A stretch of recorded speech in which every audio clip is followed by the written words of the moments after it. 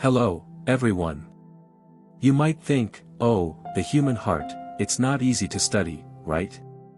It seems quite abstract. But in our daily lives, the applications of understanding the human heart are incredibly concrete. Today, I'd like to share with you 10 prevalent ailments of the human heart. Reflecting on some common human behaviors I presented earlier, it's clear that sometimes we're afflicted by these ailments without realizing it. So, what are these heart ailments? Let's dive in. The first ailment is what I like to call the royal syndrome. It's the belief that others must treat us well for it to be considered normal. We expect people to be good to us, and anything less is abnormal. Think about it, our parents are good to us because we share a familial bond, and friends treat us well because we have positive interactions with them. However, if a friend is in a bad mood and snaps at us, we might question if our parents are truly good. This kind of thinking assumes that people must be good to us without considering why they should be.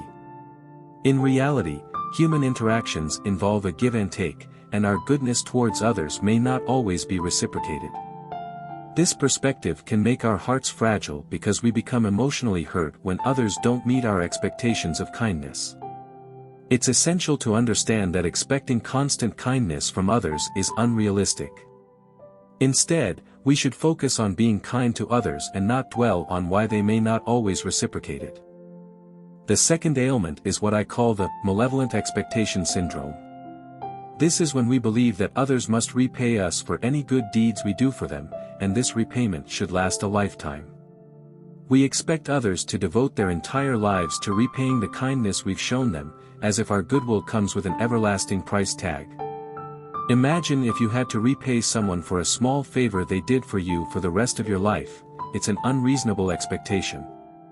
This mentality turns your kindness into a form of debt, and people might avoid your generosity when they realize the heavy cost involved. Some individuals may have malevolent intentions and expect perpetual repayment for their deeds, thinking they are justified. This can create a toxic dynamic where kindness is used as a bargaining chip, ultimately harming relationships. Instead, we should offer kindness without expecting never-ending repayment. The third ailment is the dictator complex. This syndrome often manifests when someone insists that you must accept their version of kindness, regardless of your preferences, health, or circumstances. They believe their way is the only way, and they disregard your feelings, needs, and boundaries. For example, if someone insists you drink alcohol even if it's not suitable for your health or mood, that's a form of the dictator complex. These individuals tend to be inflexible, disregarding your well-being and individuality. They offer kindness with no consideration for your choices. Recognizing and addressing this ailment involves understanding that people are unique, with different needs and sensitivities. True kindness respects individuality and doesn't impose preferences on others. In these cases, the key is self-awareness and recognizing when we might fall into these patterns of thinking.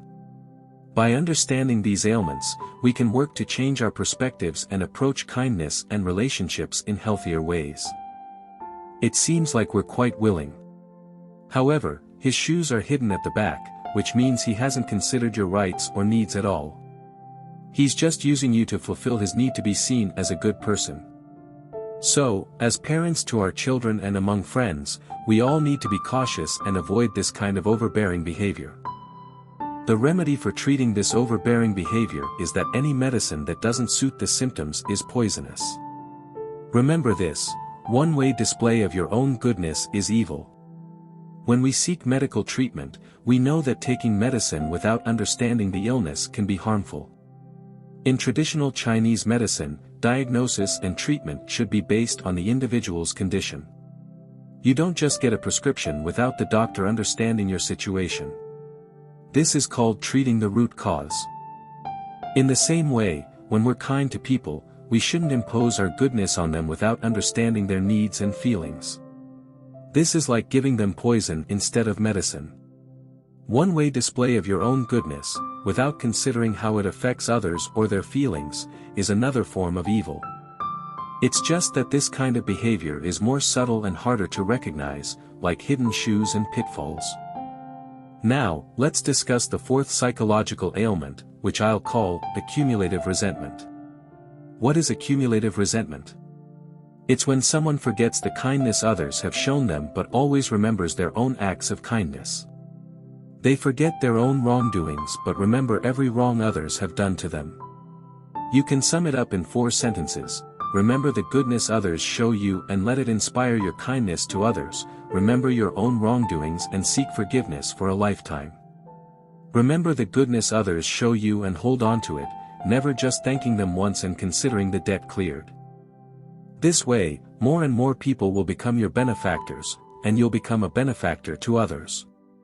This leads to a fulfilling and virtuous life.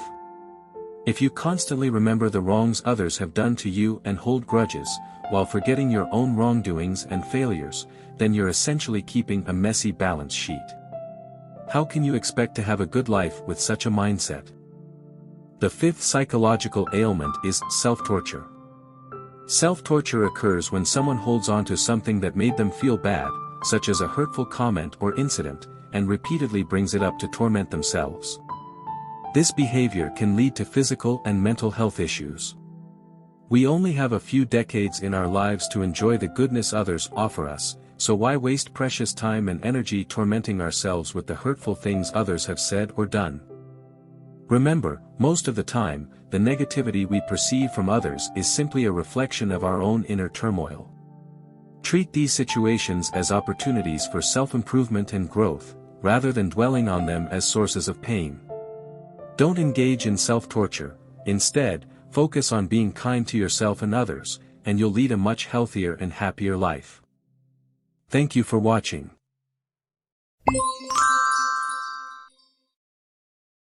Yeah.